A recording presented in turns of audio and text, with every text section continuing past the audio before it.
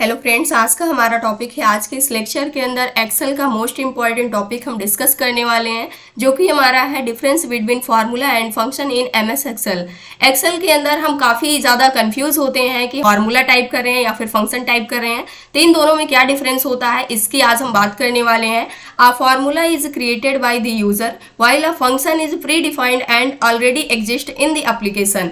जो फार्मूला होता है ये यूजर द्वारा क्रिएट किया जाता है, लेकिन जो फंक्शन होता है ये पहले से ही क्या होता है, उस पार्टिकुलर एप्लीकेशन के अंदर डिफाइंड होता है। इसलिए हम इसको बोलते हैं जो फंक्शन होता है ये प्री डिफाइंड होता है और ऑलरेडी एग्जिस्ट होता है उस एप्लीकेशन के अंदर। फॉर्मूला जैसे हम लिखते हैं, मान लीजिए दो नंबर्स को हमें आपस में ऐड करना है, तो 4 प्लस हमने 3 कर दिया इक्वल सिंबल का यूज करके, तो ये हमारा फॉर्मूला होगा। कोई एक्सप्रेशन अगर आपको सॉल्व आउट करनी है, उसको लिखना है, तो उसको हम कुछ इस प्रकार से लिखते हैं, तो ये हमारा फॉर्मूला होता है। लेकिन फंक्शन की जब भी बात आती है ये प्री डिफाइंड होते हैं। दो नंबर्स को या फिर मल्टीपल नंबर्स को आपस में ऐड करना है, तो इसके लिए हम डायरेक्टली सम फंक्शन को यूज कर सकते हैं। इसी प्रकार से पावर कैलकुलेट करने के लिए पावर फंक्शन को यूज कर सकते हैं। लुकअप वैल्यू को देखने के लिए वी लुकअप जैसे हमारे पास फंक्शन होता है, इसका हम यूज करते हैं। इसी प्रकार से हमारे पास काउंट फंक्शन होता है, एवरेज फंक्शन होता है।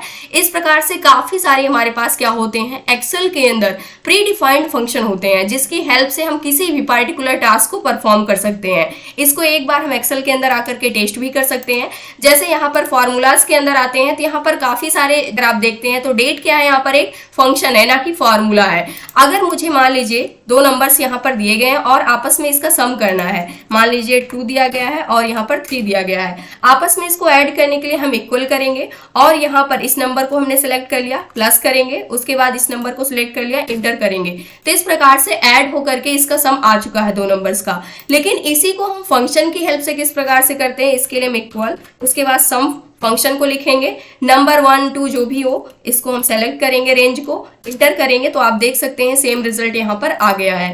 तो यहाँ से ये पॉइंट आपको क्लियर हुआ होगा कि फंक्शन क्या होता है और फॉर्मूला क्या होता है एक्सेल के अंदर, किस प्रकार से हम इसको यूज करते हैं। तो ये था आज का हमारा टॉपिक। आई होप दोस्तों अगर आज की इन्फॉर्मेशन आपको अच्छी लगी हो तो प्लीज वीडियो को लाइक करना, चैनल को सब्सक्राइब करना और दोस्तों के पास शेयर